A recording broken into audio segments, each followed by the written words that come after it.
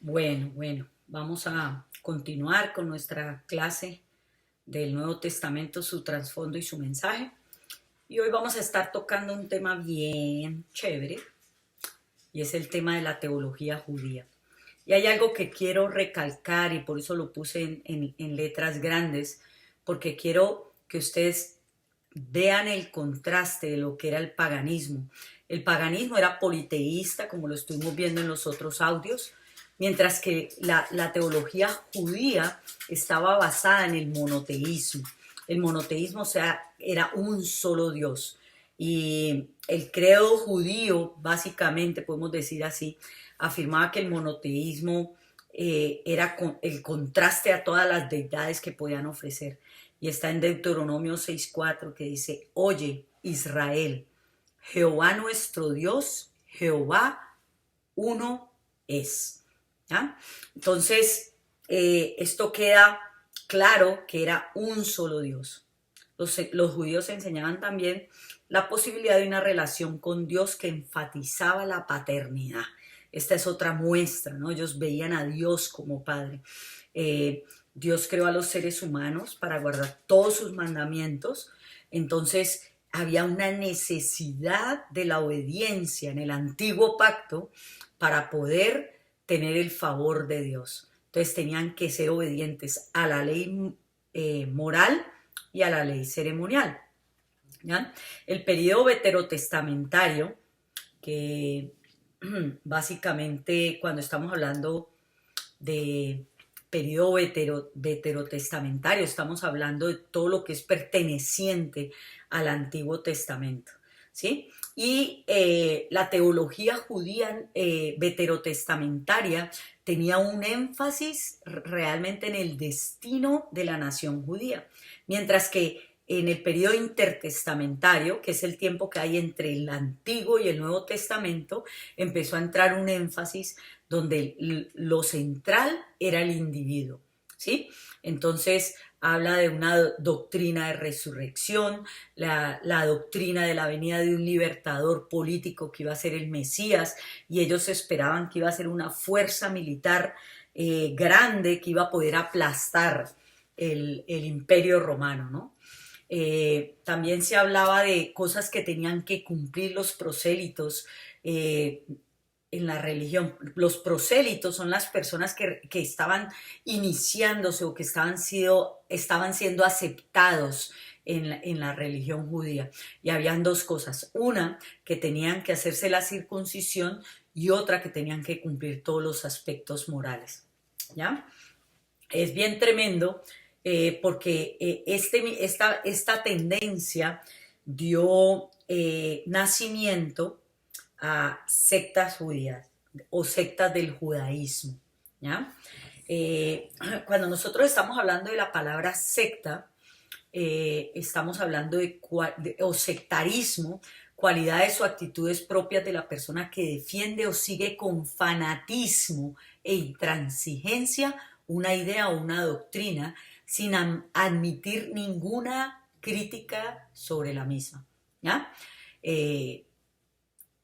Y la definición cristiana específica de una secta es un grupo religioso que niega uno o más de los fundamentos de la verdad bíblica.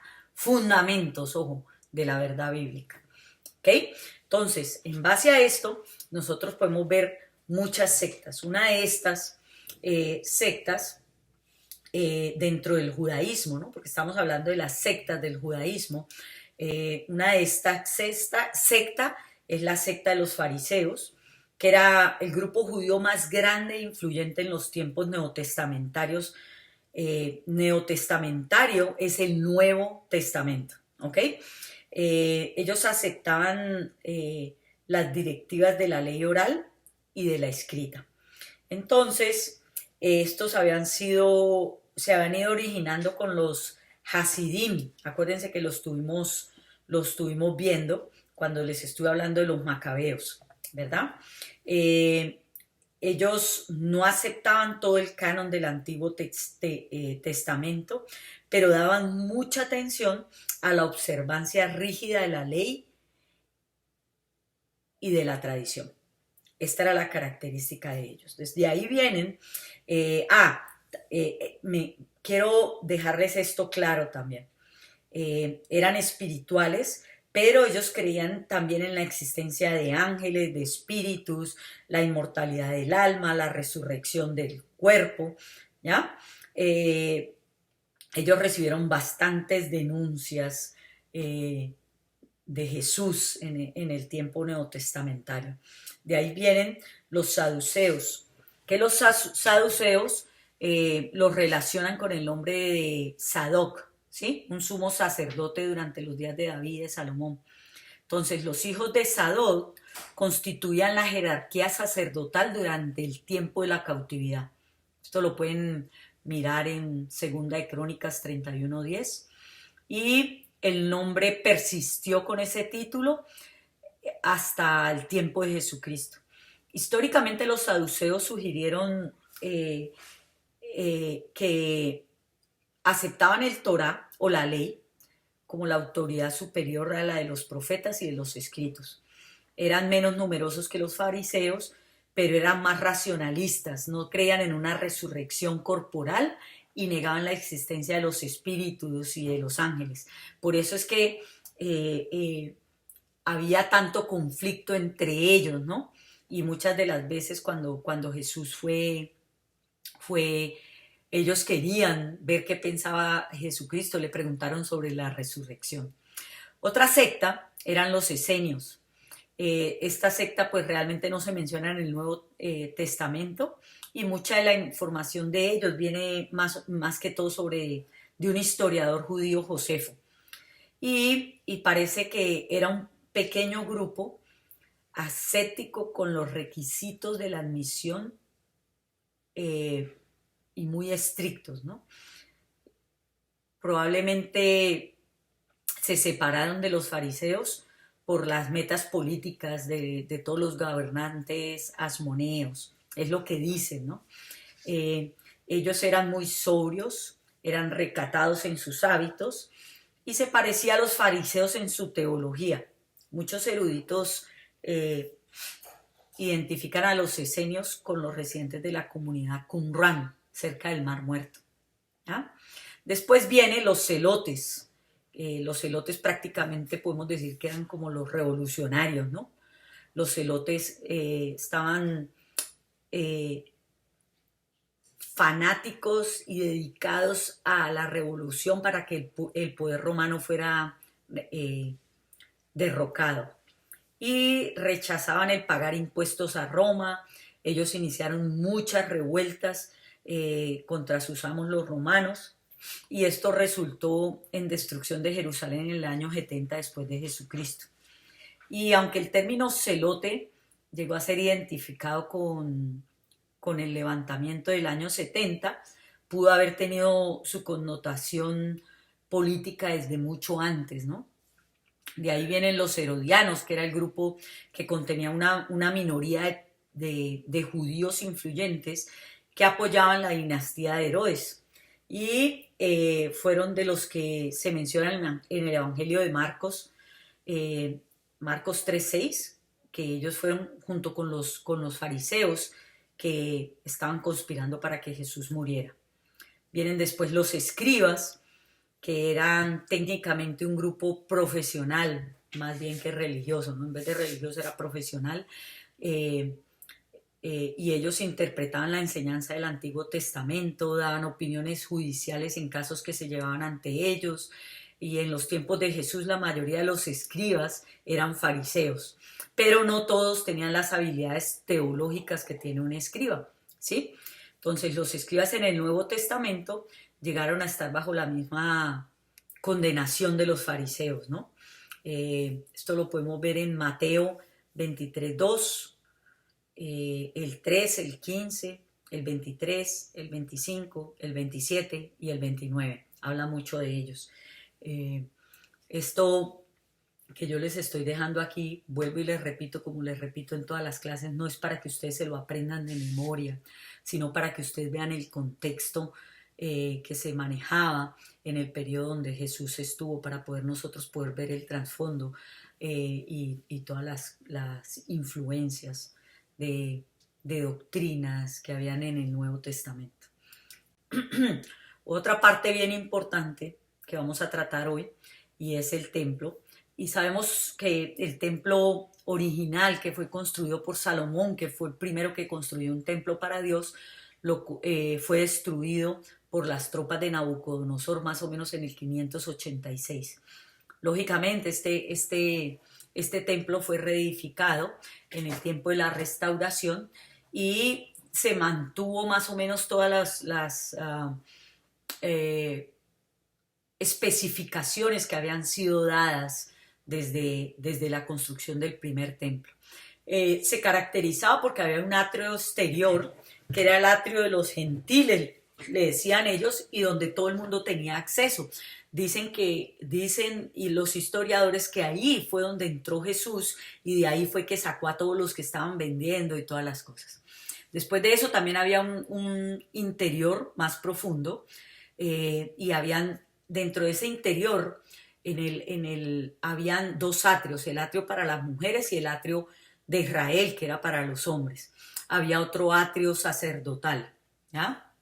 Y también otra cosa importante de esto es que había el santuario, dentro de los atrios había el santuario y el santuario estaba dividido en el lugar santo y el lugar santísimo. El lugar santísimo era donde una vez al año, tengo mal escrito ahí año, perdón, me disculpan, lo corrijo después, una vez al año subía uno de los sacerdotes, el que había sido escogido después de hacer su propia expiación, hacer expiación por el pueblo, ¿ya? Hay otra cosa bien importante que quiero tocar, eran las fiestas y los días sagrados. Aquí les estoy dejando un cuadrito donde está el nombre de la fiesta, el propósito de la fiesta y la fecha. ¿Sí? Lo voy a nombrar rápidamente porque esto es importante tenerlo presente.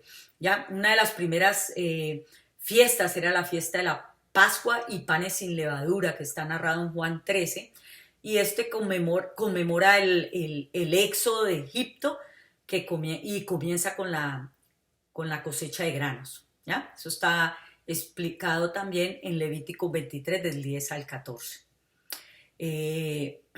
Esta fecha, la fecha le dicen la fecha de Nisan, que está más o menos en abril, la época de la cosecha, por eso es que nacen todas las personas preciosas en abril, como yo, por ejemplo, ¿sí? Después venía la fiesta de Pentecostés o la fiesta de las semanas, que está narrado en Hechos 2 del 1 al 4, y es el final de la cosecha de los granos y la conmemoración de la entrega de la ley. Esto es más o menos entre mayo y junio.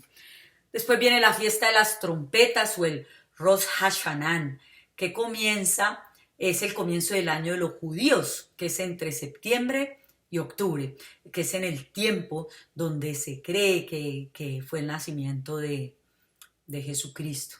Después viene el día de la expiación, que es el Yom Kippur, que es la época del arrepentimiento nacional, de ayuno y de expiación, y esto es básicamente en octubre. Y esto prácticamente se sigue celebrando todavía por el pueblo judío.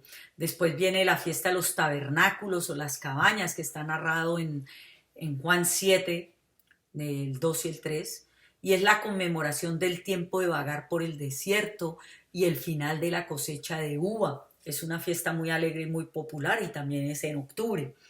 ¿Ya? Después viene la fiesta de las luces o la dedicación, que es el Hanukkah, que está narrado en Juan 10:22, y ahí se conmemora la redención del templo por Judas Macabeo.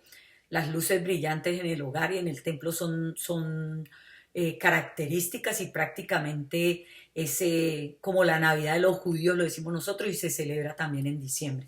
Después viene la fiesta de Purim, que es donde se conmemora la liberación de Israel en la época de Esther.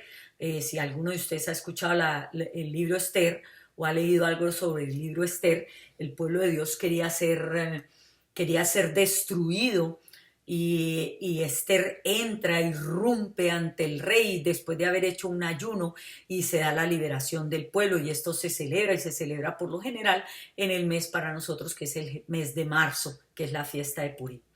Bueno, pues entonces vamos a dejar esta clase hasta ahí. Por favor, escuchen, oigan los los videos, todo, y voy a tratar de dejarles otro video donde ya entramos a temas bien profundos, donde vamos a hablar de específicamente lo que es los evangelios, o sea, lo que había de trasfondo en los evangelios, ¿sí? Vamos a hablar específicamente del Nuevo Testamento.